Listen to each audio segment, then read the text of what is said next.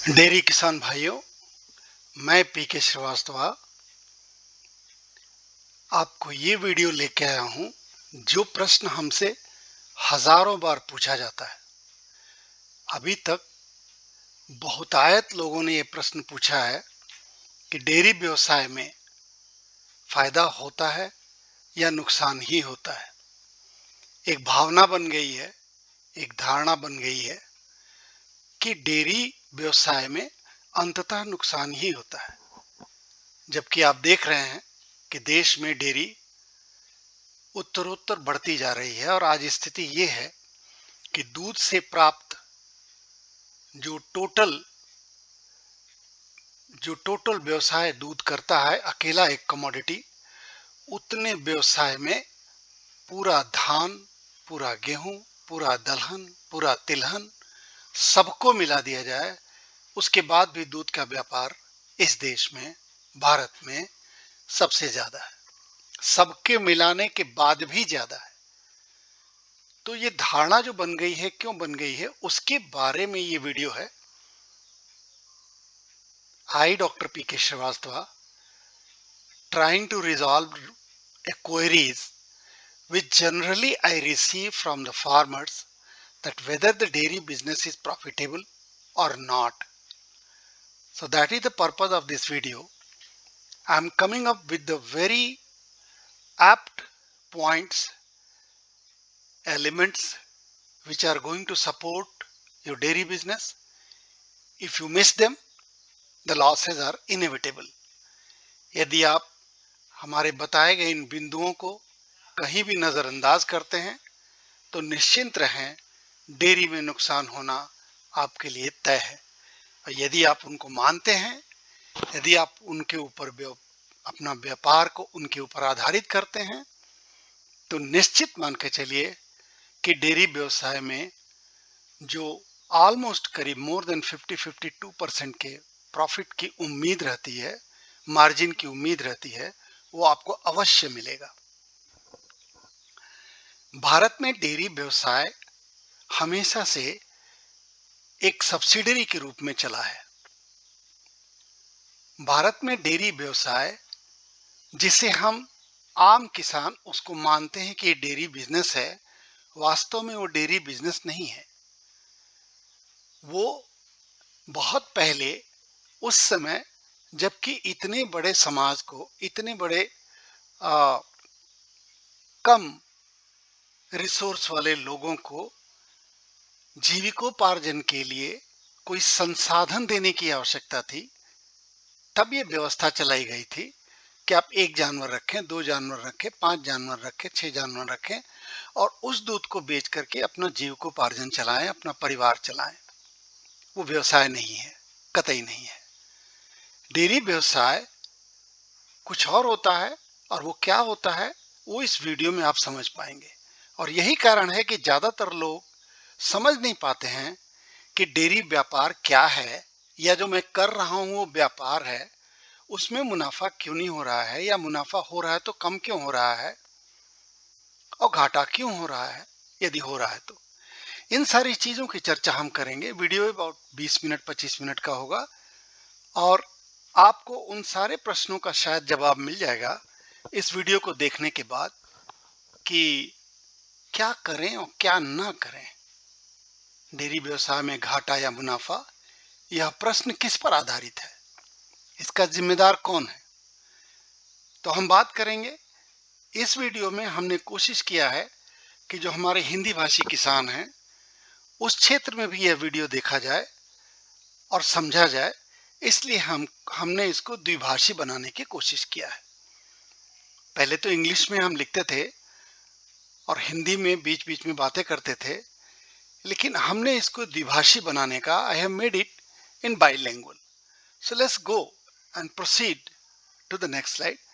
This is our credential, Dr. P.K. Srivastava, ex-NDDB officer and dairy business guru, and I have been into the dairy business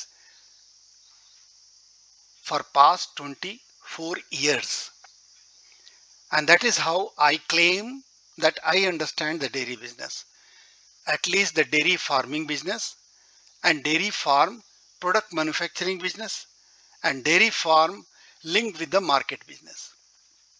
Let's go to the next slide. This is the slide. ये हमारा एक colloquial slide होता है, हर बार हम इस slide को दिखाते हैं जिसमें हम उन सारे लिंक्स को हम यहां मेंशन करते हैं जहां से हमने डेटा लिया है, उनको हम एक्नॉलेज करते हैं, उनका आभार व्यक्त करते हैं कि हमने उनसे ये डेटा लिया है, और उसके बाद इसको एक ऐसी स्थिति में लेके आके हम प्रेजेंट करते हैं जिसमें कि किसानों के समझ में आसानी की भाषा में किसान इसको समझ पाए। मेन उद्देश्य यही है कि किसान इसको समझे। हमारे चैनल पर, ये जो हमारा यूट्यूब चैनल है, यहाँ दिया हुआ है प्रेम कुमार श्रीवास्तव 8002, ये यूट्यूब चैनल आप फ्री में सब्सक्राइब कर सकते हैं, इसका कोई पैसा नहीं लगता है। हमने देखा है कि हमारे वीडियो देखे तो बहुत जाते हैं पर सब्सक्रिप्शन लोग नहीं करते हैं, और उसका खामियाजा, उसका नतीजा ये होता है कि हमारे वीडियो जब आते हैं तो आपको उसकी सूचना नहीं मिलती है। ये फ्री में सब्सक्रिप्शन है, आप फ्री में सब्सक्राइब करें, आप हिचकिचाए नहीं। हमारा वीडियो 100% 100% फैक्ट पर, सत्य पर आधारित होता है, और यही कारण है कि हम ये स्लाइड देते हैं। आप यहाँ पर जाकर के उन बिंदुओं को दोबारा पढ़ और समझ सकते हैं। जो लोग चाहें इस पे जा करके समझ सकते हैं। यदि कहीं अंतर मिलता है तो आप कृपया हमें हमारे ईमेल पर, जो नीचे दिया गया है, हमारे ईमेल पर, हमारे साइट पर आप हमें भेजें, हमसे जवाब लें, हम आपको जवाब दे हैं। चलते हैं नेक्स्ट स्लाइड में।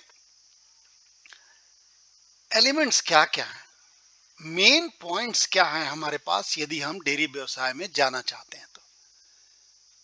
और ये हमारे दिमाग में जो घूमता रहता है कि घाटा या मुनाफा, घाटा या मुनाफा, इसके लिए कौन जिम्मेदार है, तो ये हम देखना चाहते हैं कि यदि इन हम 8 बिंदुओं पर चर्चा कर लें डेयरी व्यवसाय में घुसने के पहले आप समझ लें कि डेयरी व्यवसाय अलग होता है और जीविकोपार्जन अलग होता है। दोनों दो चीजें हैं, इनमें कोई मेल मिलाप नहीं है, वो अगले स्लाइड में आपको पता चलेगा।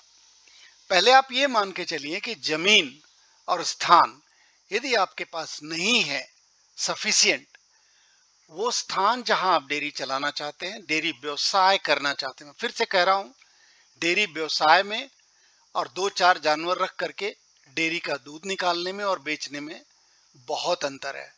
मैं व्यवसाय की बात कर रहा हूं, 2-4-6 जानवर रख करके दूध बेचकर अपना जीविका चलाने के बारे में बात नहीं कर रहा हूं। तो जब हम करते हैं कि जमीन और स्थल की बात करते हैं तो सफिशिएंट लैंड आपके पास होना चाहिए, और जहां आप शुरू कर रहे हैं व्यवसाय वहां लोकेशन बहुत अच्छा होना चाहिए। अगर लोकेशन सुटेबल नहीं है तो भी आप निश्चित रूप से घाटे में पहुंच जाएंगे। अगर लैंड सफिशिएंट नहीं है, निश्चित रूप से घाटा होगा।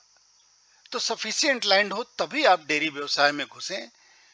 उसके आगे की बात करते हैं कि आपकी माली हालत क्या है। डेयरी व्यवसाय एक ज्यादा इन्वेस्टमेंट का व्यवसाय है। It is a business for large investment, not for चिल्लर इन्वेस्टमेंट, ध्यान रखें। और जो लोग, जिसकी संख्या बहुत ज्यादा है इस भारत में, ये मेरा अपना अनुमान है, और हमसे जो लोग बातें करते हैं उसके परिप्रेक्ष्य में मैं ये बात कर सकता हूं, क्लेम कर सकता हूं कि भारत में ज्यादा लोग नहीं समझ पाते हैं कि जो जीविकोपार्जन हम कर रहे हैं क्या वही व्यवसाय है। दूसरी बात मैं क्लेम करता हूं कि सब्सिडी के प्रति मोह भारत में इतना ज्यादा है कि वो इसकी परवाह नहीं करते कि सब्सिडी मिल जाए, सब्सिडी के साथ जो शर्तें लागू हैं उनको कोई चिंता नहीं करता है। और यही कारण है कि आगे चल के सब्सिडी मिलने के बाद भी जब व्यवसाय चालू करते हैं तो वो घाटे में परिवर्तित हो जाता है। तो इन चीजों पर जब हम ध्यान देते हैं, आप समझिए, इन चीजों पर जब हम ध्यान देते हैं तभी हम इस बात का उत्तर खोज पाते हैं कि हम व्यवसाय कर रहे हैं या केवल जीविकोपार्जन कर रहे हैं। और व्यवसाय कर रहे हैं तो क्या ये एलिमेंट्स हमारे साथ हैं, क्या हमारे हाथ में हैं, तब हम व्यवसाय करने जा रहे हैं।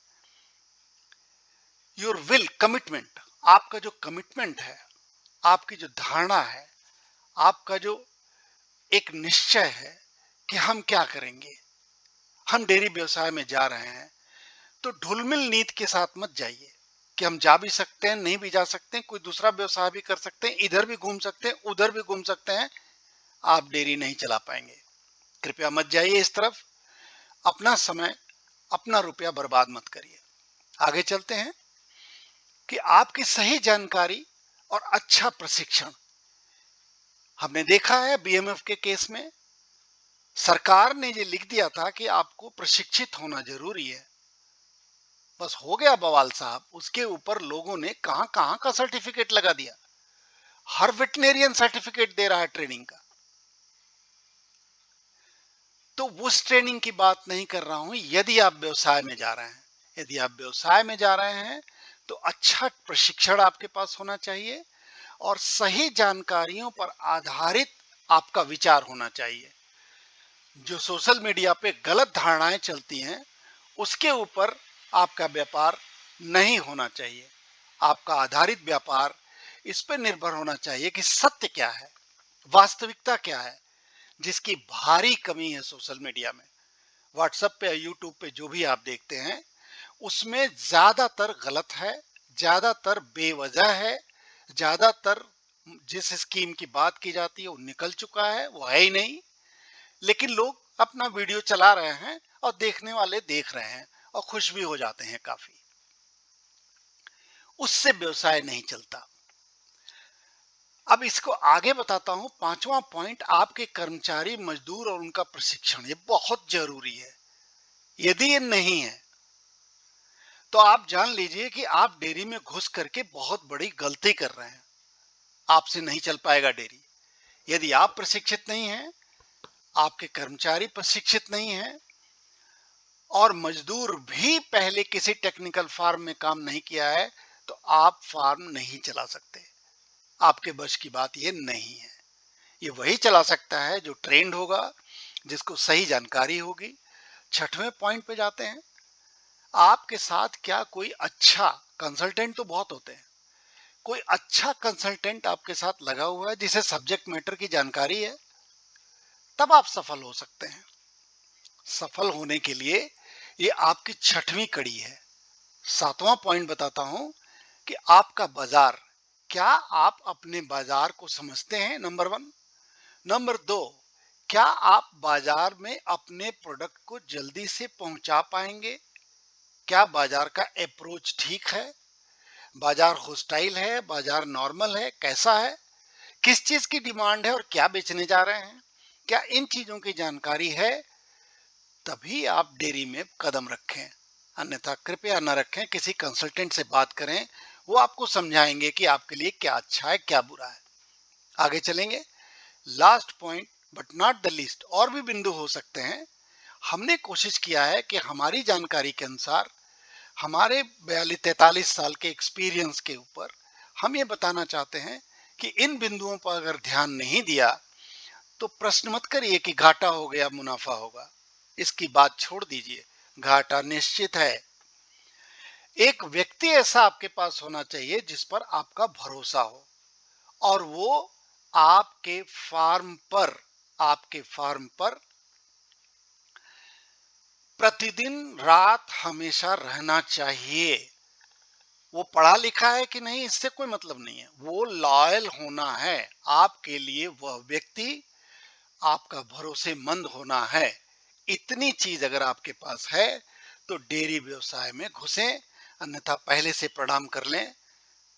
नहीं होगा, डेयरी व्यवसाय नहीं चलेगा। आप जीविकोपार्जन कर सकते हैं, कुछ पैसा कमा सकते हैं, बाद में बंद कर सकते हैं, पर जिसको कहते हैं डेयरी बिजनेस, व्यवसाय, वो आप नहीं कर पाएंगे। आगे चलते हैं कि एक और विधा होती है डेयरी में जो हमने यहाँ पर नहीं लिखा है। फार्म से संबंधित बात कर रहे थे।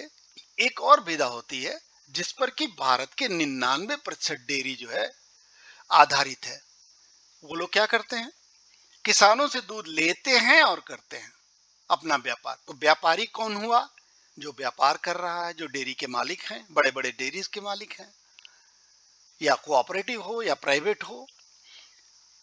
और जो दूध पैदा कर रहे हैं वो कौन है? वो उत्पादक हैं, उत्पादक ही रहेंगे, अभी नहीं, 3 4 5 पीढ़ियों तक उत्पादक ही रहने हैं, वो व्यवसायी नहीं बन रहे हैं।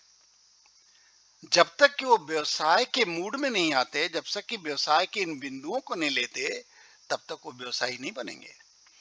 तो चाहे आप अपना फार्म रखे हैं, चाहे आप प्रोक्योरमेंट करके कर रहे हैं, जब तक इन बिंदुओं पर आप ख्याल नहीं करते, जब तक आप ज्यादा से ज्यादा वॉल्यूम का प्रोक्योरमेंट नहीं करते,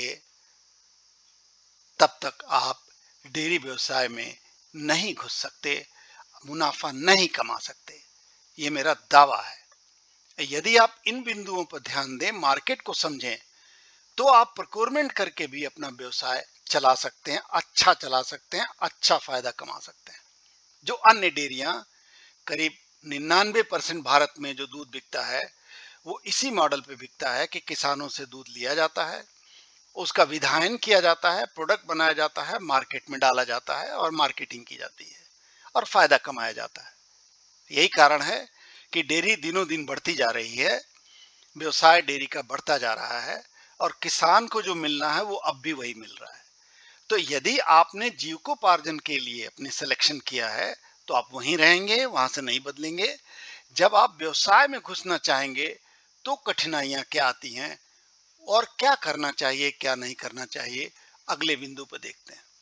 अब देखिए, हमने कोशिश किया है बताने का, बिल्कुल लिखा हुआ है, साफ है, आप पढ़ सकते हैं, समझ सकते हैं, हिंदी में है, कि व्यवसाय और जीविकोपार्जन दोनों में अंतर क्या है। डेयरी व्यवसाय आपको एक व्यवसायी बनाता है, जीविकोपार्जन आपको किसी व्यवसायी के अधीन बनाए रखता है, हमेशा जिंदगी भर रहेंगे, अगली जिंदगी भी रहेंगे, जब तक आप उन बिंदुओं को जिसकी चर्चा हमने की है उस पर ध्यान दे करके डेयरी व्यवसाय में नहीं जाएंगे। भारत में दूध उत्पादक बहुत ज्यादा हैं, व्यापारी बहुत कम। दूध उत्पादकों को प्रोत्साहन इसलिए दिया गया था कि एक आर्थिक रूप से कमजोर बड़ी आबादी का जीविकोपार्जन हो सके। ये कारण था कि ये मॉडल लाया गया था कोऑपरेटिव के द्वारा, जिसको कि प्राइवेट ने भी अपनाया, और दोनों बढ़ रहे हैं। तो लेकिन किसान कहाँ है, दूध उत्पादक कहाँ है? अपने सीने पर हाथ रखिए और पहचानिए कि दूध उत्पादक कहाँ है। आज से 20 साल पहले कहाँ था, आज कहाँ है? 20 साल पहले क्या दूध का रेट मिलता था, आज क्या मिलता है? मार्केट में जाके देखिए, 20 साल पहले दूध का रेट क्या था, आज मार्केट में किस रूप पे दूध बिकता है। तब आपको समझ में आएगा कि आप वही हैं, डेयरी किसान वही है, वो जीविकोपार्जन में लगा है, और डेयरी जो है वो व्यवसाय में लगा। तो ये अंतर है व्यवसाय में और डेयरी में। दूध व्यापारी दूध का विधायन और मार्केटिंग करता है, विधायन और मार्केटिंग नहीं करते हैं। कोई भी किसान जो जीविकोपार्जन के लिए करता है, वो विधायन और मार्केटिंग नहीं करता है, वो अपना दूध पैदा करता है, ले जाके दे आता है, मामला खत्म, पैसा मिलता है उसको। उसके बाद निवेश बहुत बड़ा और मुनाफा भी बहुत बड़ा होता है व्यापार में। यहाँ पे निवेश बहुत छोटा, मुनाफा भी उससे चिल्लर मिलता है, जो पैसा मिल गया वही आपका है, जाइए खाइए पीजिए, यही चल रहा है। उसके बाद कई व्यापारियों से नाता रखना पड़ता है, जिन्हें हम वेंडर कहते हैं। यहाँ पे होता है कि उसका निवेश बहुत छोटा चिल्लर होता है, अल्प धन और छोटे निर्णय से शुरू किया जा सकता है, बाजार से कोई नाता नहीं होता है। व्यापारी बाजार को देख करके आगे कदम बढ़ाता है। यहाँ जो चिल्लर लोग होते हैं, या जो जीविकोपार्जन वाले किसान होते हैं, उत्पादक होते हैं, वो लोग को बाजार से कोई नाता नहीं होता। उनके बगल में जो खरीद रहा है या दूधिया खरीद रहा है, बेच करके खुश हो जाते हैं, क्योंकि उसमें झमेला बहुत है, वो हमारा काम नहीं है। तो आप मान लीजिए कि आप जीविकोपार्जन कर रहे हैं, आप व्यवसाय नहीं कर रहे हैं। फिर आगे बढ़ेंगे, जिम्मेदारियां बहुत बड़ी होती हैं बिजनेस में। जब आप बिजनेस करने जाते हैं, यहाँ कोई जिम्मेदारी नहीं होती, दूध बेचा, हाथ झाड़ा, खत्म। कोऑपरेटिव ने कोशिश किया था कि किसानों को यहाँ ला करके जिम्मेदारी दे, लेकिन जब जिम्मेदारी देने के लिए जाते हैं, कोऑपरेटिव ने जो जिम्मेदारी देने के लिए बनाया, उसमें जिनको जिम्मेदारी दी गई वही लूटने लगे। तो वो भी मॉडल बहुत अच्छा, एकदम सक्सेसफुल तो नहीं है। पैसे के मामले में सक्सेसफुल है, व्यापार करने के मामले में सक्सेसफुल है, लेकिन किसान को जो फायदा मिलता है वो एक एश्योर्ड मार्केट मिलता है। ये मिलता है कि आप अपना दूध यहाँ पर रेगुलर बेच सकते हैं और रेगुलर इतना धन कमा सकते हैं कि अपना परिवार चला सकें और अपना घर भी चला सकें, घर बनवा सकें, इतने तक की व्यवस्था आपकी हो जाती है। मुनाफा या घाटा बड़ा होता है। अगर आप व्यापारी हैं तो आपको दोनों के लिए तैयार रहना पड़ता है और वो बड़ा होता है। यहाँ कुछ खास नहीं होता है, घाटे का कोई सवाल ही नहीं है। आपने दूध बेचा, जिसको अच्छा हुआ उसको दिया, जिसको नहीं अच्छा हुआ नहीं दिया दूध, दूसरे दिन दूसरे को देने लगे। तो ये अंतर है। खिलाने, बीमारी, दूध आदि का रिकॉर्ड रखता है, यहाँ कोई रिकॉर्ड नहीं रखा जाता है। आप कोई रिकॉर्ड नहीं रखते, क्या खिला रहे हैं, कौन सी बीमारी हुई, इसकी मदर कहाँ है, ये बच्चियां कितना दूध देती थी, पहले उसकी माँ कितना दूध देती थी, ये बच्चियां कितना दूध देगी आदि कोई रिकॉर्ड नहीं रखा जाता है भारत में। ज्यादातर, ज्यादातर का मतलब है ऑलमोस्ट समझ लीजिए कि कुछ फार्म को छोड़ करके कहीं कोई रिकॉर्ड नहीं रखा जाता है। तो ये अंतर है दोनों में। जीविकोपार्जन कर रहे हैं, रिकॉर्ड की क्या जरूरत है, दूध बेच दिया, काम खत्म। लेकिन व्यवसाय करते हैं तो जरूरी है, नुकसान बिंदुओं को समझता है, वो समझता है कि हमारे लॉस पॉइंट्स क्या क्या हैं, कहाँ कहाँ हम लॉस कर सकते हैं। उसके लिए वो सतर्क रहता है और निर्णय लेता है कि हमें नहीं जाना वहां पे, यहाँ कोई मतलब नहीं है लॉस पॉइंट का, दूध बेचा, काम खत्म। तो आप ये देखेंगे कि भारत में ज्यादा लोग जीविकोपार्जन के लिए डेयरी चलाते हैं, वो व्यवसाय नहीं करते हैं। कृपया दिमाग में मत रखें, जब हमारे वीडियो में कहा जाता है दुग्ध व्यवसाय, डेयरी व्यवसाय, तो मैं व्यवसाय की चर्चा करता हूं, मैं जीविकोपार्जन की चर्चा नहीं करता। और आगे लाइन में लिखता हूं जिसके लिए आपको समझ में आएगा कि क्या व्यवसाय होता है। यदि डेयरी फार्म का व्यवसाय करना है तो समझ लीजिए एक तकनीकी डेयरी फार्म व्यवसाय में करीब 1.61 लाख प्रति जानवर का खर्च आता है। यदि 10 जानवर करना है तो कम से कम 16 लाख 17 लाख रुपए लगेंगे। यदि 20 जानवर का करना है तो 32 लाख 33 लाख 34 लाख रुपए लगेंगे। तो ये आप ध्यान करके चले, यानी कि 2 जानवर खरीदा, पेड़ के नीचे बांधा, दूध बेच दिया, वो व्यवसाय करने लग जाते हैं। ऐसा नहीं है, वो व्यवसाय नहीं है, वो अपनी जीविकोपार्जन कर रहे हैं। आगे चलिए, ये क्रोनोलॉजी होती है, इसको आप पढ़ेंगे तो आपको पता चलेगा कि भारत में जब भी कोई डेयरी फार्म खोला जाता है, ये क्रोनोलॉजी कभी नहीं फॉलो किया जाता है, कभी नहीं, नेवर। सबसे पहले जानवर खरीद के आता है, छाये में बांध दिया जाता है, उसके बाद सोचा जाता है खिलाएंगे क्या, उसके बाद सोचा जाता है अच्छा भाई इसके लिए भी कोई छप्पर ऊपर बना दो। तो वो जीविकोपार्जन है, वो व्यवसाय नहीं है। और इसीलिए यदि उसमें घाटा होता है तो जिम्मेदार कौन है, अब आप याद कर लीजिए। ये आपका निर्णय था कि हम व्यवसाय नहीं करेंगे, जीविकोपार्जन करेंगे। उसने जितने दिन देना था दूध दिया, उसके बाद चला गया। अब आप जाने, आपका काम जाने। वो व्यवसाय नहीं है जो सतत चलने वाला है।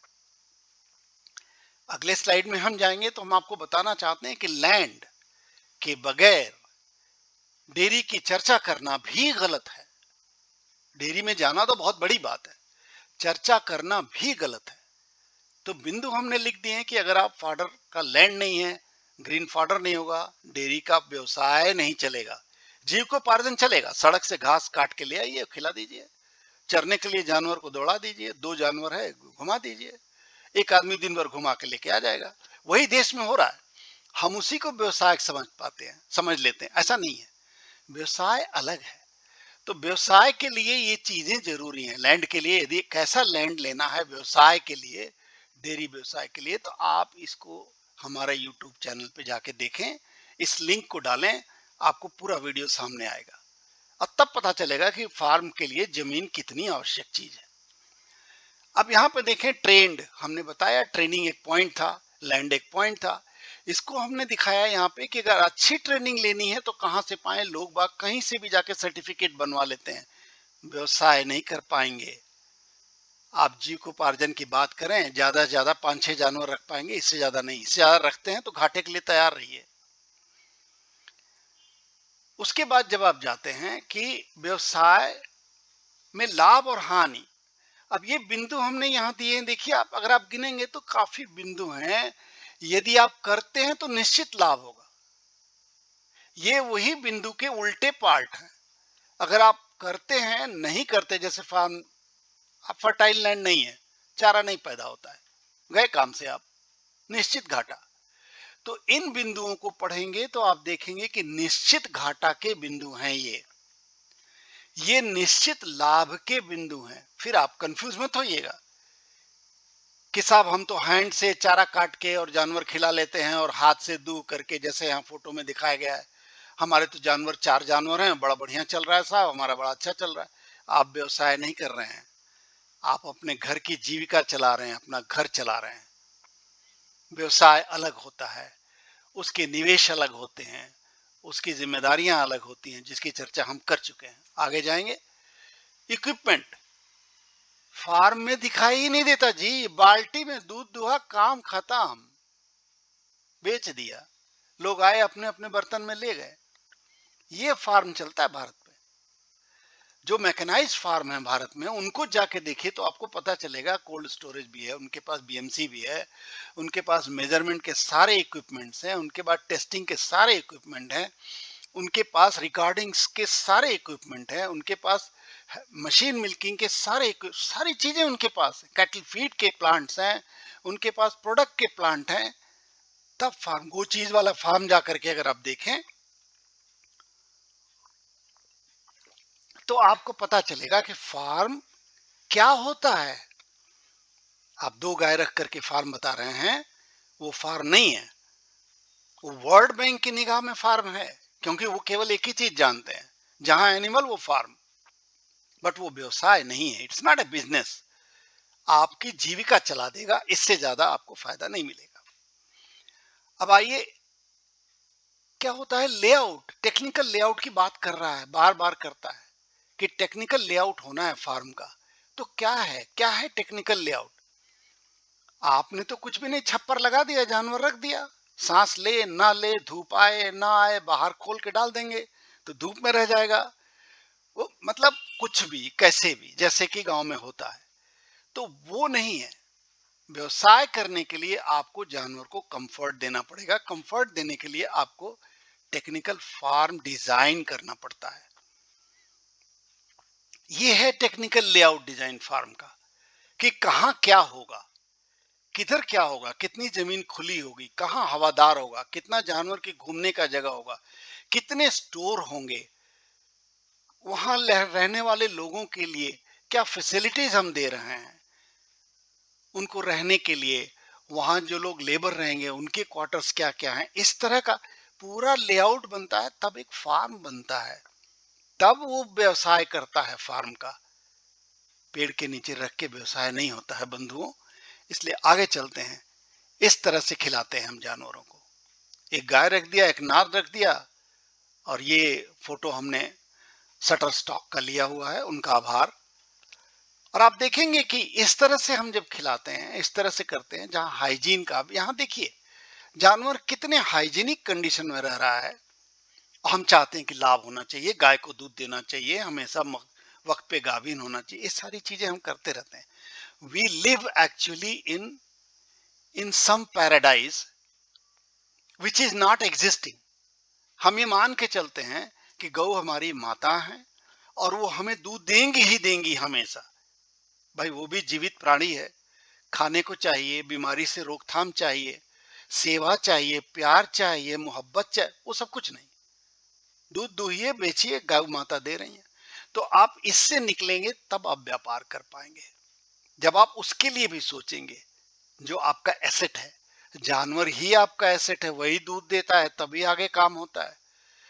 तो वो जब एसेट, या आपने दूध प्रोक्योर किया हुआ है, तो दूध ही आपका एसेट है जिससे आप व्यापार करने जा रहे हैं। यदि उसका आदर नहीं करेंगे, उसके रखने के लिए जगह नहीं रखेंगे, उसको खराब हो जाने देंगे, तो घाटा तो निश्चित है। ये आपका है, आपका निर्णय था। ये प्रोसेसिंग के हम लोग को छोटे छोटे प्लांट आ गए हैं आजकल। लोग कहते हैं कि फार्म के लिए साहब दूध कम होता है, हम कैसे प्रोसेसिंग करें। छोटे छोटे प्लांट आ गए हैं, आप चाहें तो कर सकते हैं, और वो सारी चीजें जो पहले नहीं थी आज उपलब्ध हैं। आगे हम दिखाना चाहते हैं आपको क्या करें और क्या ना करें। हिंदी और इंग्लिश में लिखा है। बंधुओं, आप लोगों से गुजारिश है, रिक्वेस्ट है, I request you all the viewers to read it, stop the video and read it and take note of it.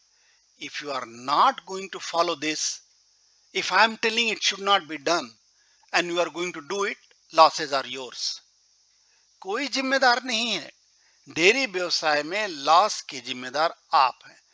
जिस प्रकार से एक व्यवसायिक वर्ग व्यापार में लॉस का जिम्मेदार खुद होता है, उसी तरह से आप होते हैं। हम क्या करते हैं वो हम दूसरे स्लाइड में लिख के दिखा रहे हैं। हम क्या करते हैं कि डेटा के बिना हवा में रहकर व्यापार करते हैं।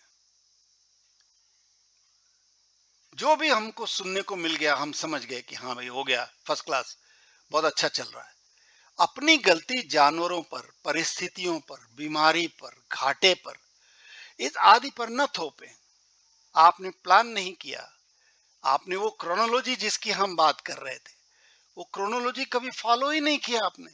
इस तरह से इतना काम करने के बाद जानवर खरीदा जाता है, ये हमने कभी किया ही नहीं, कभी नहीं, नेवर। और उसके बाद चाहते हैं आपको लाभ मिले, आप व्यवसायी बने, संभव नहीं है, मत करिएगा, वो आपके लिए नहीं है। आगे चलें। ये हमारा लास्ट स्लाइड है और यहां पर हम आपसे अनुरोध करते हैं कि हमारा YouTube चैनल अपने मित्रों को डेयरी व्यवसाय में आने के लिए क्या क्या चीजें जरूरी हैं, इस जानकारी के लिए, और क्या करें और क्या ना करें ताकि लाभ और हानि से बचें, इसकी जानकारी के लिए ये वीडियो का लिंक उन्हें शेयर करें। आप वीडियो को लाइक करें। कुछ लोगों के कमेंट आते हैं, उनका हम जवाब तुरंत देते हैं। आप भी कमेंट करें, तुरंत जवाब मिलेगा। प्रश्न करें, लेकिन जरूर सब्सक्राइब करें ताकि हमारे जो इस समय मार्केट में करीब मोर देन 65 वीडियोस हैं, वो आप देख सकें। समय समय पर वीडियो आते हैं, आपसे छूट जाता है, केवल इसलिए छूट जाता है क्योंकि आप सब्सक्राइब नहीं करते हैं। सब्सक्राइब करना फ्री है, आप कभी भी सब्सक्राइब करें, फ्री में करें और आपका लाभ आपके हाथ में होगा, आप फायदा उठाएंगे। अच्छी ट्रेनिंग के लिए लिंक पर जाने के लिए मैंने हालांकि स्लाइड में भी दिया था, यहां पर भी लिख रहे हैं, कहीं से भी ट्रेनिंग लेकर के पैसा बर्बाद मत करें। अच्छी जगह से ट्रेनिंग लें, अच्छी चीजें समझें और तब जाकर के व्यापार में घुसें।